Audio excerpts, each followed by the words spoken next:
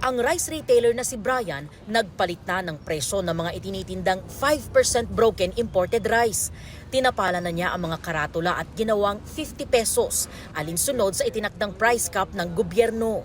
Siyempre, suddenly hindi kaagad kami nakapag-adjust. May mga stock pa kami na medyo mahal pa ang puhunan. Presado kami na ibaba para lang makasunod sa patakaran ng DA.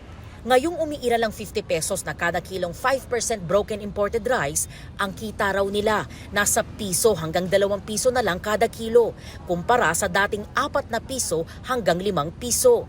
Hiling nila bago silang retailers, baka dapat suriin ang presyo ng rice traders at supplier. Wag muna kami. Kasi kami mga retailer lang. Dapat yung mga traders munang doon muna ipatupad. Wag muna sa amin. Dapat yung mga nasa rice mill, ganun, sa mga importer. Sa ilalim ng Price Act at Anti-Agricultural Economic Sabotage Law, may kapangyarihan ang Department of Agriculture o DA na habulin ng mga hoarder, profiteer, cartel at iba pang umano'y nagsasamantala sa merkado. Ayon kay Agriculture Secretary Francisco Chu Laurel Jr., mas maghihigpit ngayon ang pamahalaan sa paghuli ng sino mang lalabag sa price cap. Posibleng makulong ng 1 hanggang 10 taon at magmulta na nga abot sa 5,000 piso hanggang 1,000,000 piso ang lalabag. Maaari ring patawan ng administrative sanctions o temporary or permanent closure ang establishmento.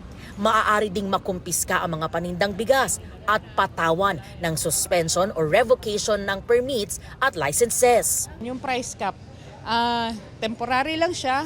Tapos meron konti lang na mga varieties ang included po dito. At yun nga po, pwede pong depende po kung ano maging epekto nito sa mga susunod na mga araw, mga linggo.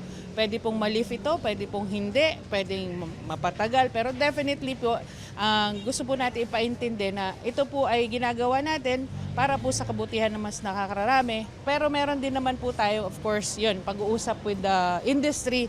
Hindi naman po natin sila binigla dito.